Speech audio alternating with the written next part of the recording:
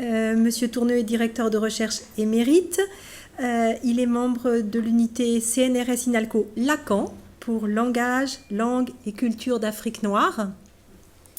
Son activité de recherche couvre, entre autres, la linguistique de terrain, spécifiquement la description des langues tchadiques dans sa branche centrale, les savoirs traditionnels, mais aussi la linguistique du développement qui est au cœur de ce colloque et dont les caractéristiques, pour ce qu'il a pu m'en expliquer, et en particulier que c'est un travail de recherche qui doit savoir s'adapter à la réalité et à la réalité changeante du terrain, et un travail de recherche qui demande du linguiste d'être prêt à se frotter à un grand nombre d'autres disciplines. Voilà ce qui, selon lui, caractérise la linguistique du développement. Monsieur Tourneux passe actuellement l'essentiel de son temps au Cameroun, où il est hébergé par l'Institut de recherche agricole pour le développement du Cameroun, et où les conditions d'activité sont de plus en plus difficiles. Sa recherche a fait d'Henri Tourneux un expert des questions de développement, expert auxquels font appel de nombreuses organisations internationales, telles l'IRD ou l'UNESCO. Il est ainsi spécialiste des systèmes de santé en Afrique pour l'Institut de recherche pour le développement et expert en communication pour le développement. Je vais être très brève et je m'arrête donc pour laisser maintenant la parole à Monsieur Tourneux pour cette conférence inaugurale qui va durer 45 minutes et qui sera suivie d'un échange. Merci beaucoup, je suis très très honoré et j'ai été très surpris même de me trouver invité à ouvrir ce colloque. C'est un honneur et j'espère que je ne vais pas vous décevoir. Alors, le titre de mon exposé, c'est « Pour installer le développement au cœur des préoccupations des spécialistes des langues et cultures et les langues et cultures au cœur des préoccupations des spécialistes du développement ». Qu'entendons-nous par culture ? Avant d'aller plus loin, tentons de préciser ce que nous entendons par culture et par développement. Il y a d'abord la culture qui fait de quelqu'un une personne cultivée. Elle se caractérise par des connaissances dans les domaines de la littérature, des beaux-arts, de la musique, des sciences. Cette culture, on l'a ou on ne l'a pas. On peut même être qualifié d'inculte par rapport à elle. Mais dans un sens relativement plus récent, le mot s'applique à l'ensemble des relations que les membres d'un groupe humain entretiennent entre eux, ainsi qu'à tous leurs codes tacites et à toutes les pratiques qui régissent ces relations. Je cite Guy Hermet. Dans ce sens, tout le monde participe d'une culture, et c'est de cette culture que nous parlerons. Maintenant, le développement. Le développement est-il un concept à rejeter ? Souvenons-nous du titre d'un ouvrage d'Axel Kabou qui avait fait grand bruit à son époque, 1991, « Et si l'Afrique refusait le développement ?» L'auteur soupçonnait certains Africains de s'opposer au développement pour des raisons parfois inavouables. Le concept de développement, c'est l'ambition de transformer les Africains en occidentaux, titrait récemment, de façon provocatrice, Le Monde Afrique. Dans le texte de la chronique, Laurent Bigot précisait plus loin sa conception de l'aide au développement, bien éloignée en réalité de ce que le titre annonçait. Aider, ce n'est pas façonner l'autre à son image, c'est lui permettre d'être le maître d'œuvre de son projet de vie. Dans une de nos publications, nous donnions au mot développement le sens global d'amélioration des conditions de vie matérielles, intellectuelles et culturelles dans les pays techniquement les moins avancés, sans entrer dans plus de détails. Pour induire ce processus, on met en place ce qu'on appelle des projets de développement. Ces projets sont généralement conçus à l'extérieur de la communauté censée en bénéficier. Ils sont souvent justifiés par de pseudo-enquêtes dites participatives, au cours desquelles des sociologues font dire à un groupe ce qu'ils ont envie d'entendre dans un cadre de réunion sur lesquelles plane le non-dit des relations hiérarchiques locales. Selon nous, rien n'empêche en soi qu'un projet émane de la communauté elle-même, même si elle devra chercher à l'extérieur une part des ressources nécessaires à sa mise en œuvre et même si l'État devra veiller à une coordination d'ensemble sur le territoire national. Les ressources à mobiliser sont financières évidemment, mais aussi techniques. C'est à ce niveau que l'on aura besoin du linguiste qui interviendra dans le cadre de la communication technique justement. Mais à quoi s'occupent les linguistes ? Depuis une quinzaine d'années, dans un souci de préserver la diversité linguistique menacée, les programmes de recherche des linguistes spécialistes des langues et des cultures se concentrent sur les langues dites en danger, abandonnant à leur sort les langues dites majoritaires. Dans une vision des choses que l'on pourrait qualifier de romantique, on déplore à la fois la disparition du rhinocéros blanc et celle de la langue mouscoum. Pourtant, il y a une grande différence entre ces deux disparitions.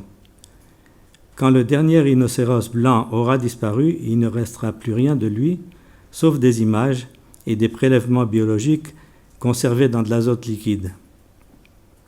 Après la disparition de la langue mouscoum, les descendants des locuteurs sont toujours là. Ils ont simplement changé de langue. Ils peuvent éventuellement reformuler leur culture mouscoum dans les formes discursives de leur nouvelle langue.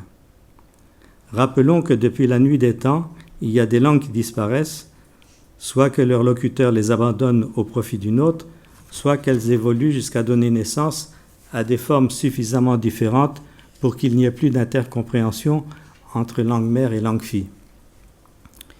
Une autre thématique fort valorisée et donc valorisante dans la communauté des linguistes est celle de l'étude typologique.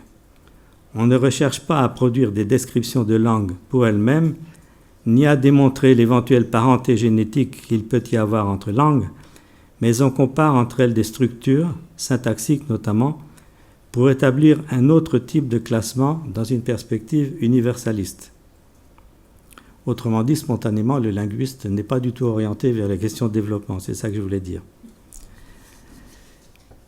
Pendant ce temps, même les langues africaines qui comptent le plus de locuteurs sont laissées en situation d'infériorité par rapport aux langues intercontinentales que sont l'anglais, le français, l'espagnol, le portugais. Ces dernières langues véhiculent un immense corpus de savoir enregistré dans des millions d'ouvrages et de publications sur papier ou numérique. Aucune langue africaine ne peut prétendre les concurrencer à ce niveau, ni couvrir l'intégralité des besoins de communication du monde moderne. Il faut simplement le reconnaître sans baisser les bras pour autant. La pauvreté, on qualifiera ainsi par facilité la situation des communautés défavorisées, s'accompagne d'un manque d'accès à l'information et met ceux qui en souffrent dans une situation de dépendance communicationnelle, selon l'expression de Thomas Beart.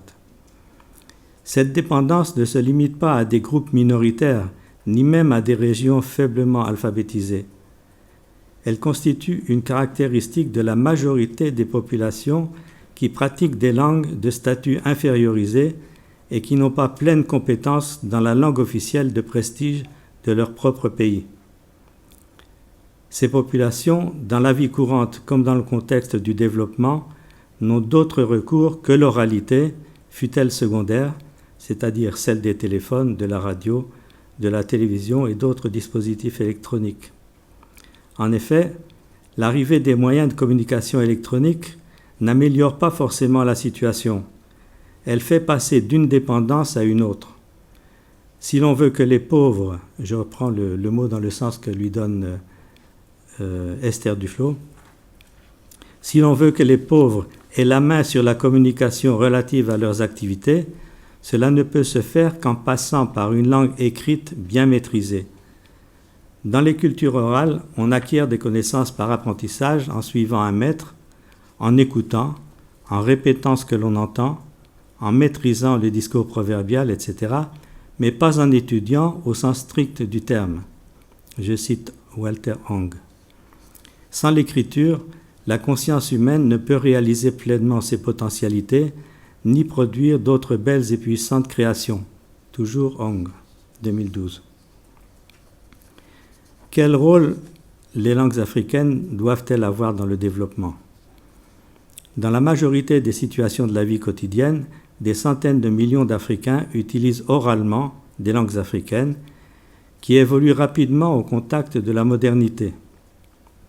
Dans la perspective du développement, la seule chance qu'il y ait de faire acquérir des savoirs et des savoir-faire modernes, exogènes, indispensables pour améliorer le bien-être de tous, est de les exprimer par écrit dans les langues locales. En Afrique comme ailleurs, ce n'est pas en fermant portes et fenêtres sur le monde que l'on pourra progresser, n'en déplaise aux nostalgiques de l'authenticité afrocentrée, ni non plus en considérant l'Afrique comme une tabula rasa où il faut tout importer de l'extérieur. Il y a donc des conditions à remplir pour réussir à faire passer des savoirs nouveaux aux personnes qui en ont besoin, mais qui ne peuvent y accéder à cause de la barrière de la langue et des habitudes culturelles. Nous allons maintenant prendre quelques exemples concrets afin de mieux comprendre le rôle capital de la langue et de la culture dans un projet de développement. Premier exemple, la lutte contre le paludisme. En Afrique subsaharienne, le paludisme est une des pathologies les plus meurtrières contre laquelle les États se mobilisent prioritairement.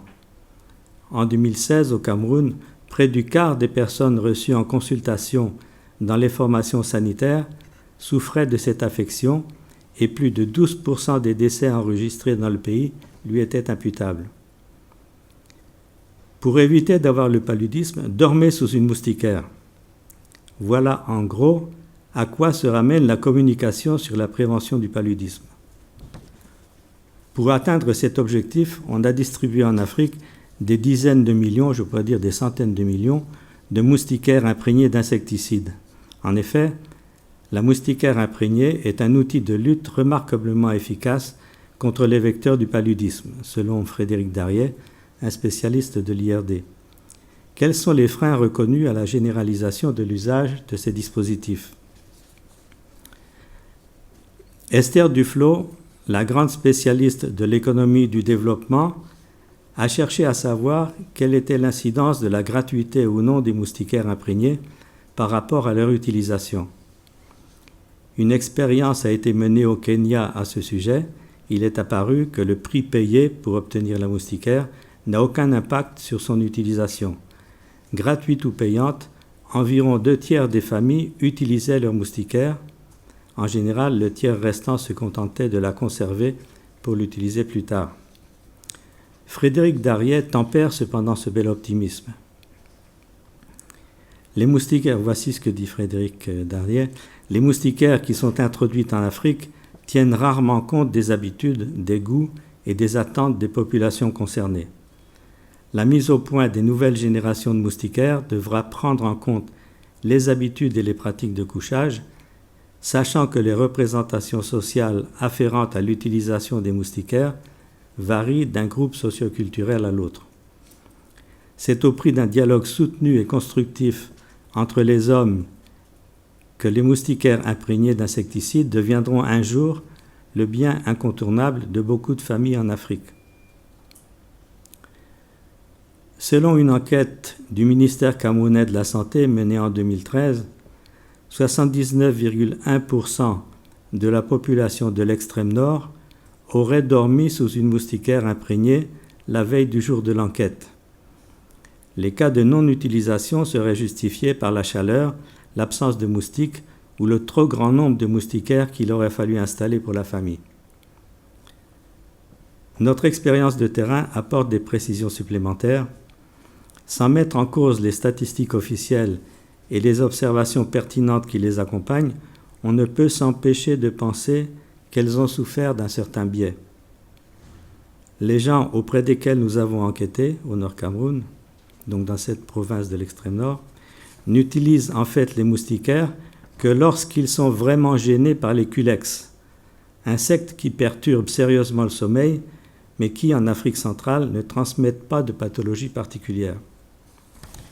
Un collègue entomologiste médical travaillant à l'OCEAC suivait l'évolution des niveaux d'infestation par anophèles dans la région de Yaoundé dans le cadre de la lutte contre le paludisme. Il me citait une personne qui lui déclarait, lors d'une de ses visites, ne pas être du tout gênée par les moustiques pendant son sommeil et n'avoir donc aucun besoin de moustiquaire pour dormir. En réalité, le mur de sa chambre était tapissé d'anophèles femelles qui sont justement les vecteurs du plasmodium, agent du paludisme. Comment expliquer la chose ? Le culex est gênant car il vrille les oreilles et ne laisse pas de répit à celui qui cherche le sommeil. En outre, sa piqûre provoque localement une irritation très désagréable. L'anophèle, quant à lui, a un vol silencieux et sa piqûre est indolore. Dans la région, il existe 3 familles de moustiques piqueurs, les Anopheles, les Culex, les Aedes. Il serait indispensable de communiquer à ce sujet pour apprendre aux gens à les différencier pour mieux s'en protéger. Par ailleurs, pour la plupart des adultes non scolarisés ou peu scolarisés qui vivent à l'extrême nord, ce n'est pas un moustique qui est responsable de la transmission du paludisme. Voici ce que nous écrivions en 2007. Le mot peul que je traduis ci-après par paludisme désigne en fait toutes les fièvres longues, quelle qu'en soit la cause. Alors je me cite moi maintenant. Pour Gajiwa, guérisseur à Dogba, les diverses formes de paludisme sont causées par des vers. Mais le plus généralement, on estime que le paludisme est une maladie inéluctable qui revient annuellement avec la saison des pluies. Il est réactivé par la consommation de nourriture humide, fraîche ou acide, comme le maïs frais, le lait fermenté, la bouillie fermentée, les mangues vertes, l'oseille de Guinée, les arachides nouvelles, etc. La consommation de fruits frais ou de vivres nouvellement récoltés, maïs ou arachides, peut être considérée comme une métonymie pour saison des pluies. Le paludisme n'est jamais conçu comme une maladie inoculée par un moustique. En milieu musulman, on évoque encore une autre cause, mystique celle-là. Baïla, un berger peul de 55 ans, nous déclarait ceci. Le paludisme sévit à la saison des pluies comme où nous sommes maintenant. Lui, les Blancs disent que ce sont les moustiques qui le causent. Les savants musulmans, quant à eux, disent que le paludisme, c'est dans le feu de l'enfer que notre Seigneur l'a pris et qu'il l'a jeté sur les hommes, qu'il l'a versé sur les humains. Le paludisme, quand il affecte quelqu'un, il n'y a rien qui plaise à cette personne, sauf de se coucher au soleil ou de se réchauffer au feu. Lorsque quelqu'un va au soleil, son paludisme revient, ou s'il se réchauffe au feu, l'intérieur de son corps fond et il meurt. Cette maladie n'aime pas le feu, n'aime pas le soleil. Alors que tu trembles de froid, tu rentres dans ta maison, tu te couches sur ton lit et tu te couvres avec ton drap. Si cela ne te suffit pas, tu dis à ta femme ou à tes enfants de prendre ta gandoura pour qu'ils te couvrent avec et que tu te couches. Mais celui qui va se coucher au soleil ou se réchauffer au feu, il peinera parce que, comme je l'ai dit, c'est dans le feu de l'enfer que le Seigneur a pris cette maladie du paludisme. Aux obstacles signalés par le ministère de la Santé à une bonne utilisation de la moustiquaire imprégnée, nous en ajoutons donc plusieurs d'une importance capitale, dont personne ne tient compte, je précise. Premièrement, ce que l'on appelle couramment paludisme n'est pas forcément le paludisme, puisque ça peut être des fièvres de longue durée. Deuxièmement, le moustique vecteur du paludisme n'est pas connu. Troisièmement, le paludisme n'est pas causé par un moustique. Quatrièmement, on ne peut y échapper. Petit a, car il est ramené systématiquement par la saison des pluies et les nourritures fraîches qu'on y consomme. Ou petit b, il est envoyé par Dieu lui-même. Voici donc, grosso modo, les thèmes qu'il faudrait aborder si l'on voulait, dans la région évoquée, faire une communication durable sur le paludisme. Frédéric Simard, un autre entomologiste médical de l'IRD, dans un article de Florence Rosier du Monde, nous apprend que les anophèles africains sont devenus résistants aux pesticides des moustiquaires imprégnés. Et plus étonnant, les moustiques, sous la pression de la sélection, ont changé leur comportement. De nocturnes, ils passent à une activité décalée, ils se mettent à attaquer leurs cibles à l'extérieur des maisons, en début de soirée ou de matinée. Privés de leur repas nocturne, les anophèles femelles sont bien obligées d'attaquer leurs cibles de jour. Le linguiste devra, sur le sujet du paludisme, formuler un message à la fois conforme aux connaissances scientifiques et au mode de pensée de la communauté. Au passage, il devra réfuter les affirmations erronées qui compromettent l'utilisation de la moustiquaire. Il lui faudra proposer des noms pour les 3 familles de moustiques dans la mesure où il n'en existe pas encore. Pour cela, il suivra les règles que la langue impose pour la création de mots tout en respectant la culture locale. Je renvoie aux travaux de Marcel Diké-Kidiri sur la terminologie culturelle. Pour cet auteur, la terminologie culturelle est une terminologie spécialement pensée pour les langues en développement. Elle a pour objectif principal l'appropriation de nouveaux savoirs et savoir-faire qui arrivent dans une société donnée. Elle permet à cette société de trouver le mot juste pour exprimer chaque concept nouveau en puisant ses ressources linguistiques dans sa propre culture et selon sa propre perception du réel. Je citais Marcel Diké-Kidiri. Malheureusement, des organismes comme l'OMS et les ministères concernés refusent de s'intéresser à ce qu'ils considèrent comme des détails locaux, dont le principal inconvénient serait de ralentir la distribution des moustiquaires et donc de dégrader les statistiques. Je prends un deuxième exemple dans le cas de la lutte contre le VIH. Cet exemple nous montrera que quelques autres problèmes auxquels le linguiste du développement doit faire face. L'exemple auquel nous nous référons est daté, mais toujours d'actualité malheureusement. Il est tiré de recherches opérées au cours des années 2008 et 2009 dans les 3 régions septentrionales du Cameroun, dans le cadre d'un projet ANRS intitulé « Les discours institutionnels sur le sida et leur impact sur la population cible ». À la suite de quoi nous avions été amenés à proposer un guide bilingue français-fulfulde de communication ainsi qu'une chanson destinée à populariser un nom pour le VIH. Nous avions rapidement remarqué qu'à l'époque, au simple énoncé du mot sida, les oreilles se fermaient et les yeux se détournaient. Une sursaturation de l'espace audiovisuel et une dramatisation extrême des conséquences de l'infection avaient abouti à un effet contraire à celui qui était recherché, à savoir un refus de toute communication sur le sujet et un quasi-déni de l'existence du VIH. Pour en avoir le cœur net, nous avons réalisé une étude de sémantique cognitive pour dégager les attributs du sida. Il en est ressorti que pour 70% de l'échantillon, le sida était une maladie mortelle ou incurable. En outre, plus d'un quart de l'échantillon auprès duquel a été menée l'enquête établissait un lien entre sida et mauvaise moralité. Dans une région où le poids des religions, islam et christianisme, est très fort, le fatalisme ambiant empêchait la population de prendre des mesures de prévention adéquates. Celui ou celle qui doit mourir mourra, et nous préférons ne pas savoir si nous sommes dans le lot. Par ailleurs, le sida passait pour une maladie du genre de celle que l'on connaissait déjà, mais la multiplicité de ses symptômes faisait douter de sa réalité. On entendait dire couramment « on dit qu'un tel est mort du sida, mais nous savons bien qu'il est mort de la dysenterie ou de la tuberculose, etc. » Il nous a donc semblé urgent de trouver, dans la langue locale la plus répandue, un nom qui permette d'expliquer facilement ce qu'était le VIH et quelle était son action dans l'organisme. Il existait déjà une expression pour désigner les globules blancs, on les appelait les défenseurs du corps, en fulfulde Sojien Bandu. Nous avons donc appelé le VIH le petit qui tue les défenseurs du corps. En fulfulde, cela donnait Baroyel Sojien Bandu.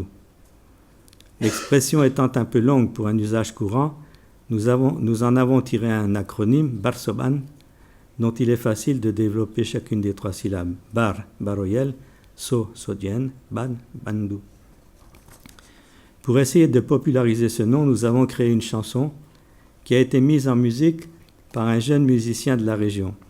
Il s'agit d'une sorte de scénarisation qui va de l'interrogation sur la nature du VIH jusqu'à son baptême, où on lui donne un nom, et aux mesures que l'on doit prendre pour s'en protéger. D'un point de vue stylistique, nous avons essayé de suivre les canons de la poésie populaire, basés sur la répétition et les jeux de sonorité. Voici un bref échantillon du texte produit. Voilà anduro gaitol galtoy gelwardi. Amma gelwari gelhori der bernigi les dimen, der gure les dimen, der patule les dimen, der chalaji les dimen, geliataku.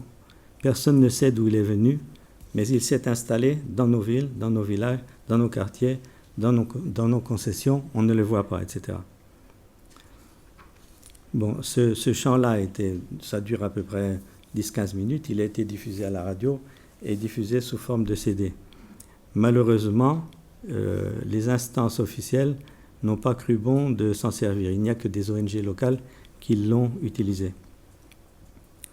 Passons maintenant au thème de la protection du cotonnier.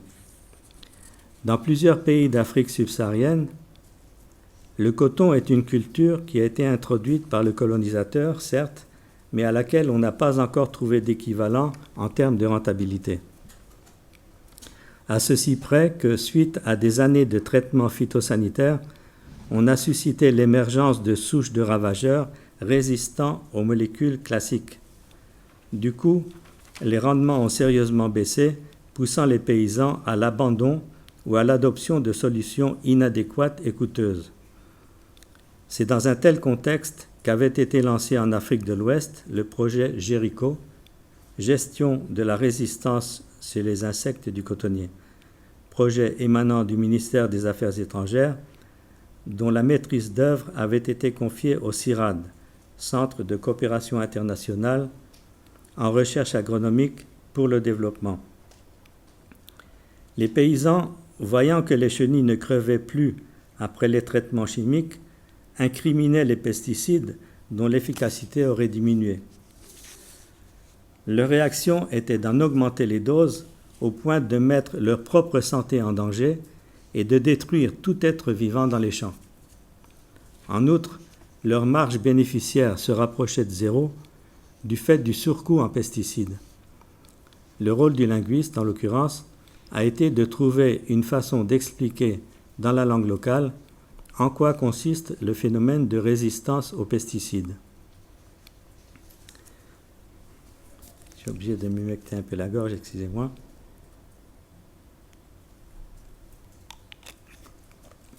Je suis parti d'un énoncé scientifique fourni par Savitsky, cité par Menozzi, Vesser et Vassal. La résistance est une modification d'ordre génétique en réponse à une sélection par des toxiques qui peut entraîner l'échec des mesures de lutte.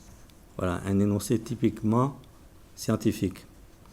Une analyse de cette phrase m'a permis d'en dégager toute une série de concepts ou de mots-clés dont certains sont seulement implicites mais nécessaires à la compréhension.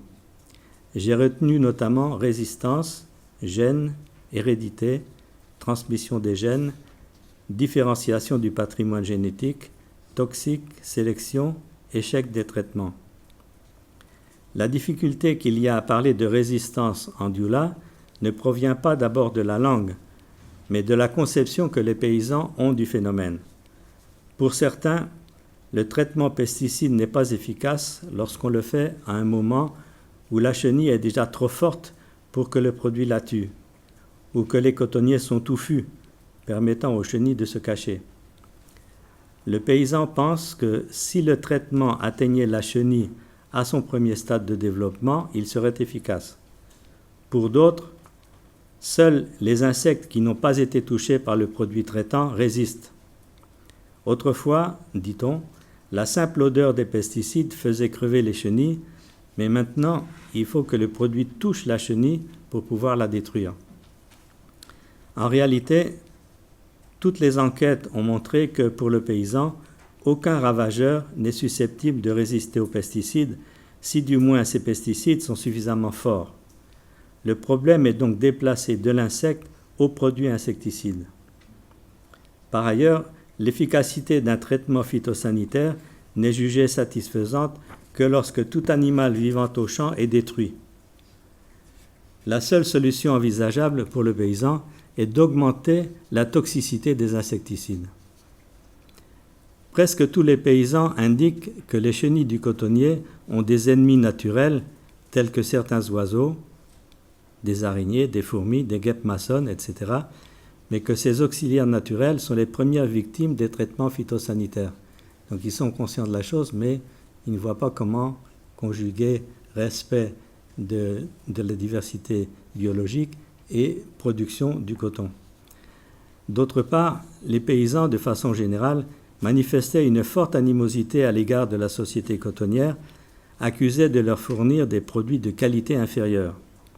Cette rumeur était renforcée par le fait que certains responsables de la dite société étaient réputés utiliser pour leur champ personnel des produits différents, probablement des échantillons de nouveaux produits fournis par les firmes chimiques.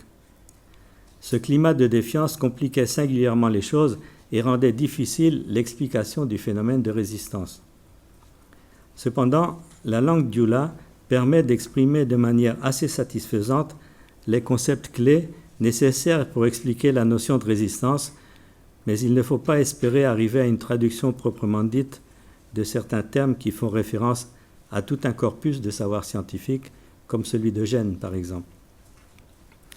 Voici ce que nous avons proposé, après enquête et discussion, pour expliquer indirectement la notion de gène. Nous partirons du mot tagamassigné, que l'on peut traduire par caractère, caractéristique, marque, symbole, dessin. Étymologiquement, le mot désignerait les scarifications faciales qui sont des marqueurs d'appartenance ethnique. On dira ainsi Mere tagamassigné yemiye kuruti akokan. La caractéristique du taurin, c'est qu'il n'a pas de bosse sur le dos. Partant du fait que cette bosse est la manifestation visible de propriétés génétiques particulières, pour évoquer les gènes, nous parlerons donc de caractéristiques cachées. Tagamassigné dogoni. De la sorte, nous pensons pouvoir éviter les connotations de force qui sont spontanément liées à la notion commune de résistance en français. Pour la notion de sélection, nous emploierons le verbe woloma qui signifie choisir dans un ensemble, trier, séparer pour distinguer. Comme on le voit dans l'exemple suivant, Nebi misi gonjang, les woloma kaomara, ce qui signifie je sélectionne les vaches à longues cornes, littéralement, je trie les vaches à longues cornes pour les garder. Il y a donc des pratiques locales de sélection. Il fallait simplement les chercher. Pour la notion d'hérédité, nous sommes partis du mot chen, héritage. Voici une phrase qui justifie ce choix. Ayi amoche chen minta, abolokunaden kasuru, qui veut dire ce qu'il a hérité de son grand-père, ce sont des doigts courts. Littéralement, ce qu'il a pris en héritage de son grand-père, ses doigts sont courts. Pour traduire résistance dans un sens passif, on devra écarter le terme kologaleia, qui signifie résistance, solidité. Il contient un sème contradictoire avec la notion que l'on souhaite traduire. En effet, étymologiquement, il est formé de deux éléments lexicaux, kolo, qui signifie os, et gele, qui signifie dur, solide. Voici un exemple d'utilisation de ce mot composé. Kologaleya dumuni loye toye. Le to, c'est la nourriture de la résistance, c'est-à-dire le to est la nourriture qui donne de la résistance. Après discussion et explication, l'ensemble des paysans et des personnes enquêtées a choisi sans hésitation le verbe ku ou ku, que l'on traduit couramment par supporter, pour exprimer la notion de résistance. 3 exemples nous permettront de nous assurer du bien fondé de ce choix. Jatiku kabara. Le maïs ne résiste pas à la sécheresse. Résister avec ce mot ku. Ati doranku. Il ne supporte pas l'alcool. Akabana makuara. Il n'a pas supporté sa maladie. En d'autres termes, il est mort. On pourra donc traduire chenille résistance par tumu mibiflaku. Chenille qui supporte l'insecticide. Ensuite, j'ai introduit ces concepts clés dans autant de phrases qu'il était nécessaire, jusqu'à ce que j'estime que l'essentiel du contenu sémantique de l'énoncé scientifique de départ y soit transposé. Bien évidemment, On n'est pas là dans un processus de traduction au sens strict, mais plutôt dans une opération d'adaptation et de reformulation. Des concepts comme celui de gène ne pourront pas être strictement traduits puisqu'ils impliquent un arrière-plan théorique que ne possèdent pas les destinataires du message. Finalement, après de multiples allers et retours du français au diola et du diola au français, il a été quand même possible de donner une explication suffisante de cette notion de résistance. Quand le français se révélait intraduisible en diola, on le reformulait, on le reformatait entièrement en tenant compte de l'obstacle que l'on avait rencontré en diola, mais en gardant toujours le même contenu sémantique. Et on tentait de nouveau de le traduire en diola. Donc, on formule quelque chose en français, on essaie de le traduire. Si on voit que ça ne marche pas, on modifie le texte français, on essaie à nouveau de le traduire. Au bout du compte, je pense avoir réussi, grâce à la compétence de mes collaborateurs, à trouver une formulation à partir de laquelle il est possible d'expliquer à des paysans en quoi consiste vraiment la résistance des insectes, en écartant toute notion de force physique. Parce que résistance, pour les biologistes, ce n'est pas une histoire de force, c'est une histoire de sélection. Vous me direz, avec l'utilisation du cotonnier OGM, plus de problème pour le linguiste ni pour l'agro-entomologiste, puisque la technologie OGM rend le plant de coton toxique pour les ravageurs. C'est du moins ce que l'on faisait croire aux paysans pour les inciter à acquérir des semences de coton OGM. Cependant, il est très vite apparu que la toxicité du plant OGM diminue assez rapidement et qu'il faut de toute façon, à un certain stade végétatif, compléter par des traitements classiques. Parallèlement à la question de résistance, j'ai dû établir dans cette même langue une liste terminologique des chenilles ravageuses du cotonnier. Il existait un livret en diola où l'on avait introduit systématiquement les taxons latins simplement adaptés à la phonologie du diola, comme Spodoptera pour Spodoptera, Helicoviripa pour Helicoverpa, Eiariaci pour Eiarias. En fait, ces appellations néologiques empruntées au technolecte des entomologistes ne voulaient absolument rien dire pour les paysans, et elles pouvaient les attribuer de façon interchangeable à n'importe quelle chenille, du fait qu'elles n'étaient pas sémantiquement motivées. Suite à des enquêtes de terrain méticuleuses menées sur plusieurs sites, mes collaborateurs et moi-même avons pu récolter un grand nombre de dénominations pour les chenilles, dont nous avions des échantillons vivants dans des boîtes. Tous les matins, quand on repartait sur le terrain, on devait aller chercher des nouvelles chenilles vivantes. Heureusement, il y avait des laborantins qui nous aidaient.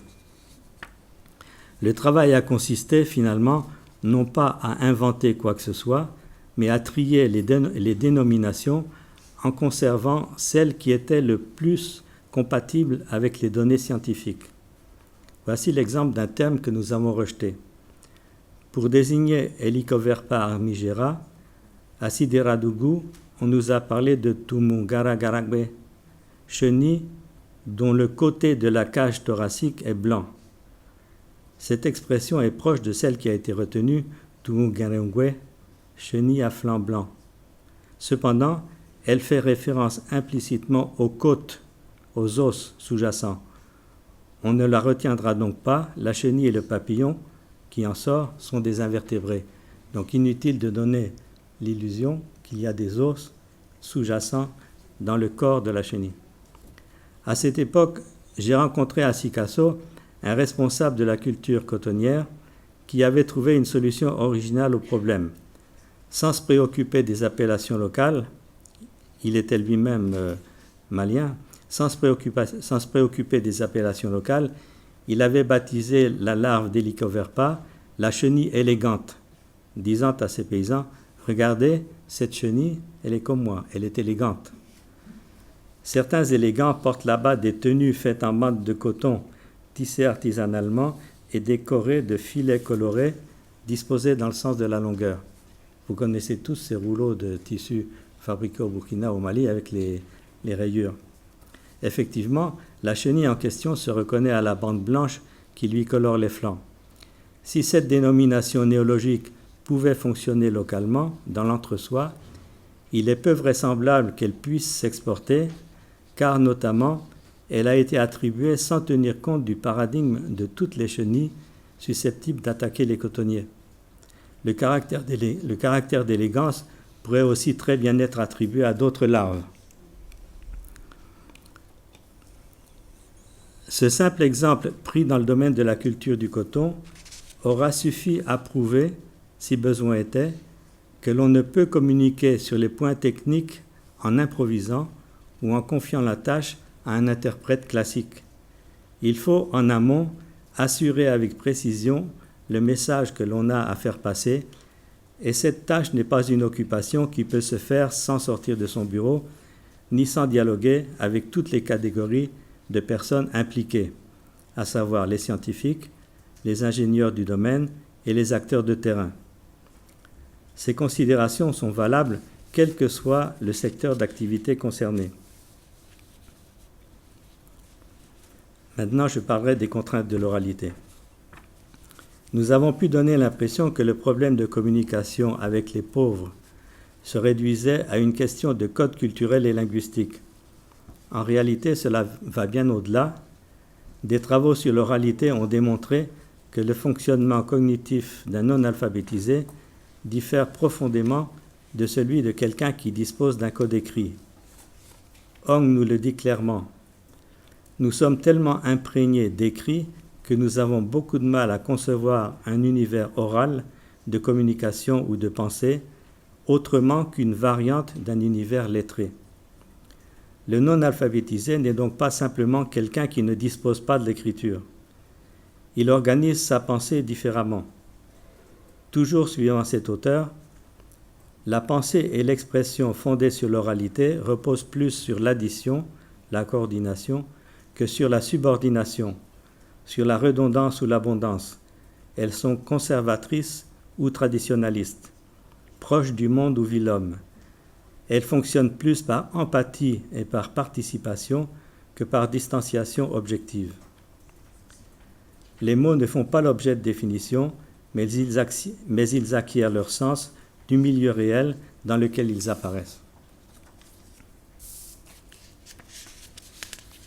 Quant à nous, nous avons constaté qu'un non-alphabétisé ne comprend pas un énoncé en style télégraphique, du genre recette de cuisine. Casser 6 œufs en séparant le blanc des jaunes, battre les blancs en neige, incorporer le jaune dans 200 g de farine, etc. Pour lui, cela ne constitue pas l'indication d'une tâche qui pourrait le concerner.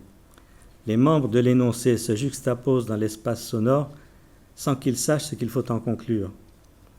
Le blocage résulte du fait que l'énoncé ne donne aucune indication sur l'agent qui devrait casser les œufs, par exemple.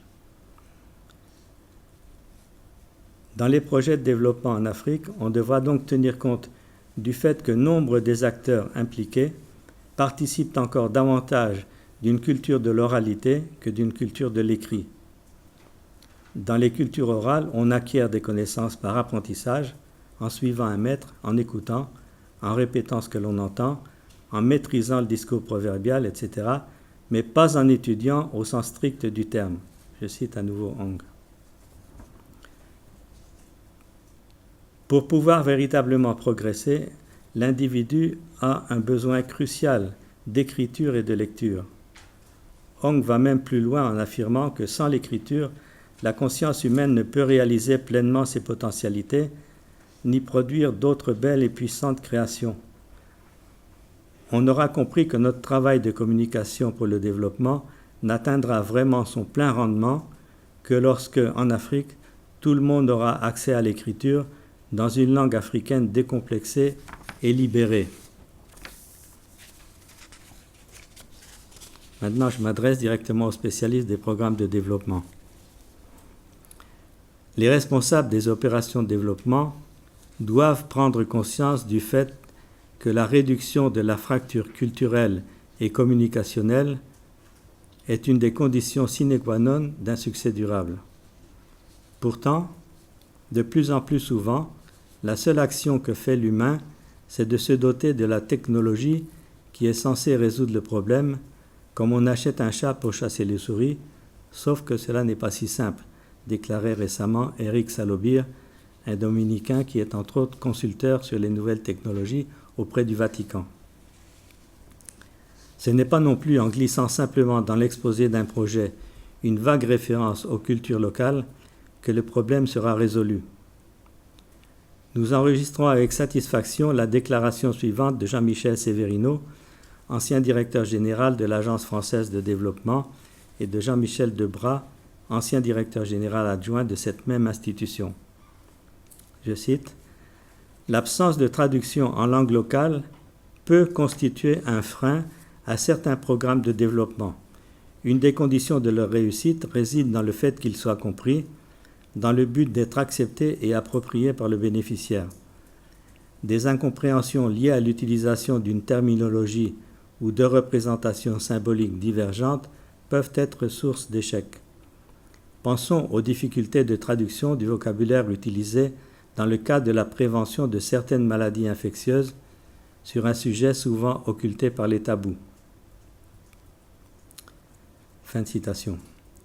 Encore un petit effort et l'AFD, le Programme des Nations Unies pour le développement, l'UNICEF, le Fonds européen de développement, comprendront que les linguistes ne se contentent pas de faire des traductions et ils incluront systématiquement un volet communication dans leur projet. Les volets communication existants réfèrent souvent à une cellule chargée des relations avec la presse. Ce n'est évidemment pas de cela que nous voulons parler. On pense en effet toujours à commander des études sociologiques préparatoires à l'implantation d'un projet. Mais pour indispensable qu'elles soient, elles demeurent incapables d'entrer dans le concret des questions communicationnelles. Celles-ci doivent impérativement figurer en amont dès la formulation des projets et se poursuivre à toutes ces phases de réalisation. Car il existe bel et bien une fracture culturelle et donc communicationnelle entre les organismes nationaux ou internationaux, publics ou privés, et les communautés qui devraient bénéficier d'une amélioration de leurs conditions de vie grâce aux programmes ou projets dits de développement. Il faut donc qu'il y ait des spécialistes formés à la pluridisciplinarité, langue, culture, technique, qui se préoccupent du problème et qui cherchent à réduire cette fracture en raccordant, autant que faire se peut, les savoirs locaux avec les savoirs et les techniques exogènes et en adaptant les discours des uns à ceux des autres dans les deux sens. Le linguiste du développement ne sera pas uniquement chargé d'un rôle subalterne à la remorque des développeurs. Il aura son mot à dire dans l'orientation même des projets, apte qu'il sera à en pressentir les impasses et les écueils. Il reste à adresser une supplique aux organismes de recherche employant des linguistes qui désireraient se consacrer à cette orientation. Non, leur travail n'est pas un simple travail d'application ou de finalisation, comme on dit maintenant. Non, ils ne deviendront pas de simples traducteurs techniques, chose qui m'avait été gentiment reprochée par un chef de département de l'IRD qui appréciait pourtant mes travaux. En effet, si application il y a, c'est d'une recherche originale qui doit être renouvelée à chaque nouvelle intervention. On n'accusera pas non plus le linguiste du développement de papillonner, passant de la question des langues à l'école à la protection du cotonnier et à l'étiquetage des bidons de pesticides. Le linguiste de développement opère dans un cadre général diversifié et il doit lui-même pouvoir se diversifier. Voilà, j'en ai terminé. Je vous remercie de votre attention. Je suis Siloué Jacques, Université Félix Houphouët-Boigny de Cocody, c'est à Abidjan. Je remercie le professeur pour la présentation. Je me rends compte que la question de terminologie est vraiment importante pour que les langues parlent développement. Parfois, on a parlé d'enrichissement conceptuel. Je voulais demander, est-ce qu'il y a une méthode bien précise qui permet de faire le montage des terminologies? Parce que j'ai connaissance de certains projets en Côte d'Ivoire, le projet de l'école intégrée, qui bute à la question de la terminologie. Vous voulez par exemple développer un manuel en Dioula ou bien en Senfo, vous vous trouvez face au problème de devoir dire le nom là, grammatical en Senfo, le phonème, vous voyez des choses comme ça. Est-ce que vous pouvez nous proposer une méthode, une méthodologie de montage terminologique? Parce que c'est le grand problème. Il faut que les langues arrivent à parler science. Merci. Merci. Là, vous mettez le doigt sur une des questions les plus difficiles, c'est la terminologie métalinguistique. Parce que là, vraiment, c'est pas de la tarte, comme on dit. Juste un exemple. Oui. Marcel Dikikidiri, que j'ai cité là, a proposé quelque chose. J'ai quelque part la référence de son livre. Ça s'appelle « Le vocabulaire scientifique dans les langues africaines ». Il a publié ça en 2008 et le sous-titre, c'est « Pour une approche culturelle de la terminologie ». Donc il a travaillé avec les Catalans, notamment, qui ont un problème analogue, puisqu'il voulait adapter en catalan toute la terminologie moderne qui existe en espagnol sans faire des calques sur l'espagnol. Alors, quand on est dans un domaine comme celui du vocabulaire grammatical, là, c'est vraiment pas facile. Et je pense qu'il faut c'est analyser chacun des termes et voir vraiment ce qu'ils signifient. Quand on dit non, par rapport à quoi s'oppose-t-il? Quel est le paradigme des autres termes auxquels il s'oppose? Il y a le nom, il y a l'adjectif, il y a le verbe, par exemple. Donc il faut que chacun des termes que l'on crée prenne son sens par rapport aux autres. Donc ça, c'est une des règles de base. Alors c'est plus facile à faire avec des chenilles qu'avec des termes abstraits. Merci beaucoup pour cette communication si fouillée, si holistique, parce que vous avez fait aussi un petit tour du côté du Cameroun, ensuite dans la langue dioula, que personnellement je ne comprends pas, mais mes voisins comprennent. Et j'ai été interloqué par un propos que vous avez tenu à propos de l'écriture. Et sans l'écriture, c'est comme s'il manquait quelque chose dans le processus d'épanouissement de la conscience humaine.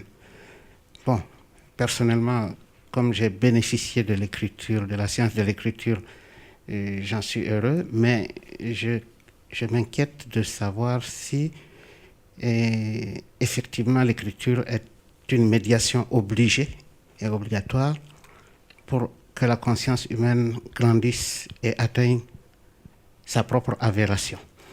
Et il me souvient qu'il y a un beau texte de Platon contre l'écriture. Et que l'écriture sème l'oubli dans l'âme. Et l'avantage de l'oralité, c'est la capacité, la flexibilité, la possibilité de s'adapter à chaque interlocuteur selon son âge, selon la situation dans laquelle on se trouve. Donc, il y a comme une sorte de flexibilité de l'oralité que l'écriture n'a pas, parce que l'écriture s'adresse à tous de la même manière. Il me souvient aussi, peut-être, je ne sais pas si mes souvenirs sont bons, c'est Antonin Artaud qui disait que l'écriture, c'est de la cochonnerie, je crois. Et donc, comment par rapport à la problématique de l'oralité, et voilà, comment comprendre que, d'une part, on présente l'écriture comme une sorte de passage obligé pour l'épanouissement véritable de la conscience humaine, et que, d'autres auteurs considèrent aussi que peut-être c'est un rouleau compresseur du logocentrisme qui veut s'installer sur l'ensemble du monde et écraser toutes les civilisations orales et pour les soumettre à la logique de l'écriture. Et comme si c'était une sorte d'unilatéralisme de l'écriture qui veut s'imposer et qui veut s'imposer comme mode unique de développement de la conscience. Donc, excusez-moi, je ne sais pas si je vous ai bien compris, mais bon, j'aimerais partager ces interrogations avec vous. Merci. Moi, je dirais que l'écriture n'abolit pas l'oralité. Il ne faut pas du tout dire que l'écriture annule l'oralité ou rend invalide l'oralité, pas du tout. L'écriture soulage l'oralité, si on peut dire. C'est très difficile de capitaliser les savoirs uniquement de façon orale. Pourquoi est-ce que Ampateba disait qu'un vieillard qui meurt, c'est une bibliothèque qui brûle? Expliquez-le-moi si ça ne veut pas dire ça. Donc mieux vaut avoir une bibliothèque qu'un vieillard qui meurt finalement. Puisque la bibliothèque reste, le vieillard s'en va. Donc je crois que c'est un faux débat. On est de toute façon dans une civilisation orale en Afrique, mais on a besoin de capitaliser les expériences pour aller plus loin. Ça, c'est, dans le domaine de la linguistique du développement, moi ce que j'ai remarqué, il faut être extrêmement pragmatique. On n'est pas là pour appliquer une idéologie quelconque, on est là pour voir ce qui marche et ce qui peut aider les gens à progresser. Donc on voit que l'écriture aide à progresser. Moi j'ai vécu dans l'intimité de personnes qui n'avaient jamais appris ni à lire ni à écrire. Ces personnes devaient investir, du point de vue de la mémoire, une énergie extraordinaire pour des choses qui n'auraient rien coûté si elles avaient su lire ou écrire.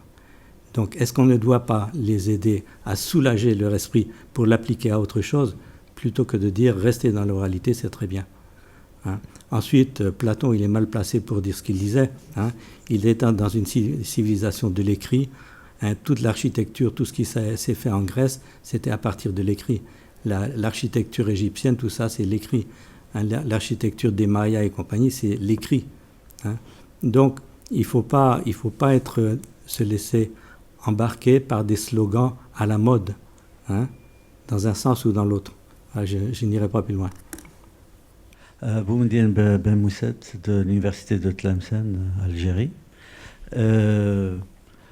J'aimerais bien avoir des éclaircissements concernant le rapport qu'il y a entre le linguiste et le paludisme. Nous savons tous qu'un linguiste décrit les langues, attire l'attention, mais à ma connaissance, donc son rôle par rapport aux maladies, ça c'est nouveau pour moi. Bon, ce que je voulais dire, c'est que actuellement, une des pathologies les plus meurtrières en Afrique, c'est le paludisme. Le VIH n'est peut-être pas loin derrière, mais c'est le paludisme qui est en tête. Et il se trouve que les organismes qui s'occupent de lutter contre ça ne prennent pas vraiment en compte les conceptions que les gens ont localement de cette maladie. On va vous dire, dormez sous la moustiquaire. Bon, moustiquaire, c'est un truc contre les moustiques. Et si vous pensez que ce n'est pas le moustique qui donne cette maladie, allez-vous dormir sous la moustiquaire? Non. Donc, il faut amener ces organismes-là à prendre conscience de ces faits culturels, et pour y arriver, il faut passer par la langue des gens pour expliquer, d'une part, aux agents modernes, disons, de lutte contre le paludisme, et ensuite pour pouvoir expliquer aux gens que le paludisme, c'est quand même bel et bien le moustique, mais que ce n'est pas n'importe quel moustique. Je vois des gens qui paniquent parce qu'ils ont été piqués par des moustiques, qui se grattent. Je dis, sois tranquille, si ça te gratte, c'est que ce n'est pas un anophèle. Donc c'est important de donner des indications comme ça. Ensuite, on est dans un domaine très évolutif, puisque les moustiques, sous la pression des pesticides, modifient leur comportement. L'anophèle, par exemple, normalement, se reproduit dans les eaux propres. Mais on a déjà montré qu'au Sénégal, ils se sont adaptés aux eaux souillées du milieu urbain. Donc, ce n'est pas parce qu'on est dans un milieu où les eaux sont souillées qu'on va être à l'abri du paludisme maintenant, alors qu'on l'était à une époque. Donc, il faut être réactif, il faut suivre. Donc, quand on travaille sur ces sujets-là, il faut être prêt à tout moment à expliquer aux gens les nouveaux dangers qu'il peut y avoir. Pas rester sur un message figé qui aurait été édicté il y a une vingtaine d'années, puisque le moustique lui-même change. Et on a de plus en plus de connaissances grâce aux études des entomologistes médicaux qui nous disent d'où on en est. Et donc, moi, ce que je reproche, c'est que les organismes qui s'occupent de lutter contre le paludisme disent que les gens n'ont pas besoin de savoir ça, ça ne les concerne pas. Dormez sous la moustiquaire. Ils prennent les gens pour des imbéciles, finalement. Il faut expliquer aux gens pour qu'ils puissent réagir d'une façon rationnelle en fonction de connaissances et pas simplement exécuter des consignes. De toute façon, Moi, je dis que pratiquement tous les chiffres qu'on donne sur l'utilisation de la moustiquaire sont en grande partie faux. Les gens ne veulent pas dire qu'ils ne dorment pas sous la moustiquaire parce qu'ils ont peur de se faire gronder. Hein. Donc ils vont dire que oui, la nuit dernière, je dormais sous la moustiquaire. Moi, personnellement, à Marois, je ne vois pratiquement personne qui dort sous la moustiquaire, sauf certains gardiens qui sont dehors, qui sont trop dérangés par les culex. Mais ils ne dorment pas sous la moustiquaire pour ne pas avoir le palu, c'est pour ne pas être piqués par les culex. Voyez ? Merci beaucoup.